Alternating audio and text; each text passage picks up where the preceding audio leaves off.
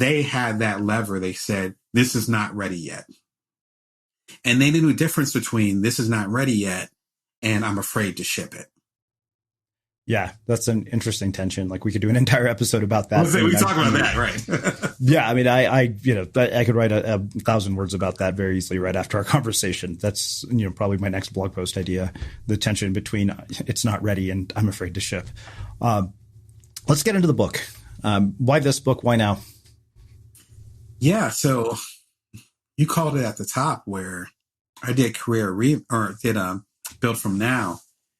And I was like, okay, this is Srini, we've known each other for a while. So you followed my career. So I did The Bite-Sized Entrepreneur. That turned into a series because it became a bestseller. So I did the Productive Bite-Sized Entrepreneur, the Balanced Bite-Sized Entrepreneur, and then the Ultimate Bite-Sized Entrepreneur, which was all that previous content, plus a lot of bonus stuff, which I'm super proud of. And I'm so glad people are taken to it. Then I did Bring Your Worth. Then I did Build From Now. And Built From Now, all that happened, the Bite-Sized Entrepreneur came out in July of 2016. So it was about and there's a couple side books in there too, such as The Passive Writer, about passive income for writers, which I did with my partner, Jeanette Hurd. And so it was about 7-8 books within 6 years. And I was like, okay, Built From Now. I laid it all on the floor. You read it. There's a lot of stuff I talked about that I never talked about before. I'm like, okay, let's see what happens next. And I'm about to start promotion for Build From Now. And I get a call from now Union Square and Company. And they're like, hey, we worked together before. In fact, Union Square, in their previous incarnation, Sterling Publishing, actually published the Playboy book. So it's like a full circle moment. I hadn't worked with them since then. That was about 10 years before. And they said, hey, we appreciate the stuff that you're doing. We want to do a book that's really going to speak to people that are going through the Great Resignation. And we feel like you're the person to do it. And I talked with them and I'm like, I'm tired. Again, 8 books in 6 years. I'm like, I don't know, man. During a pandemic, and I got little kids at home.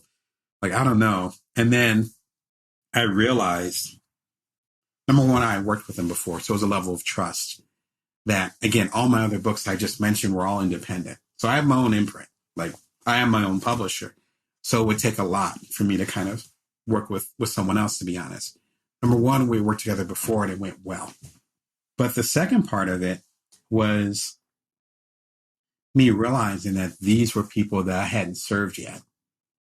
And I can give the very long version of it, but the short version of it is that each of my books that I just mentioned hit a certain group.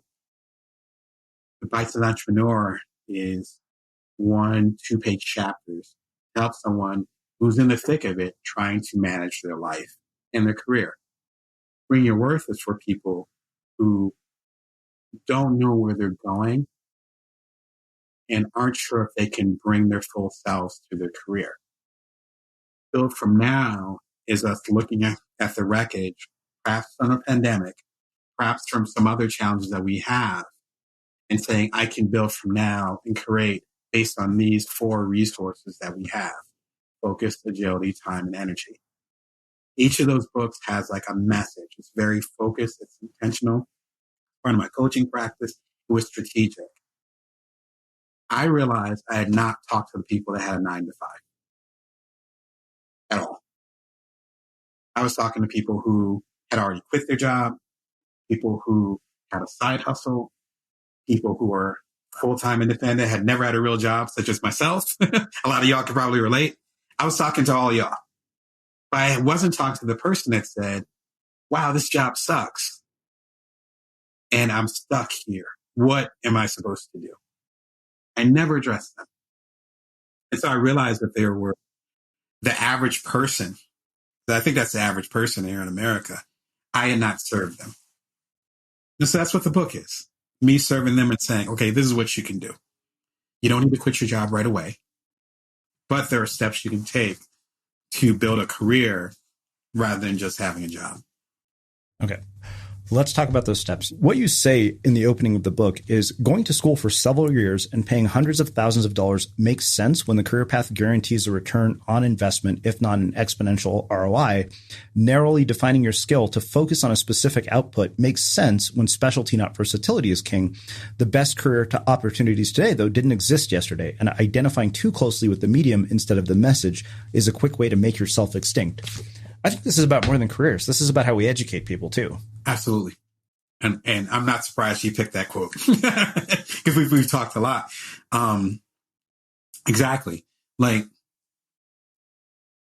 what you're building is a toolbox. You're not building a structure per se. You're not building a foundation per se. You're building a toolbox. So I interview people on my show. When I interview people on the show, that's the same skill set that I use when I learned how to interview people and write an article, decades ago.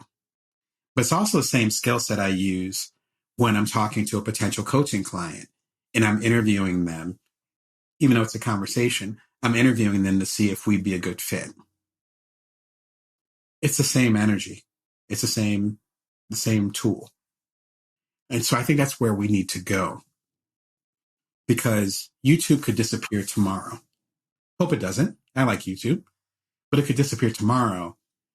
And my show would be on another platform, by Friday. But that energy, that's the same for everything. That feels obvious to me, but it's obvious to me because, as Brene Brown says, I've been out in the wilderness. I've been in the arena. So I'm not afraid of those changes because that's what my career has been built on. I have a master's in magazine publishing. How many people read magazines today? You have to be able to adapt, or more importantly, understand the skill set that you're building versus being committed to the title of it. Excuse me. I talk about this very, very briefly in the book, I think, where it's like the title saying, I am a general manager. This is my title. This is my pay.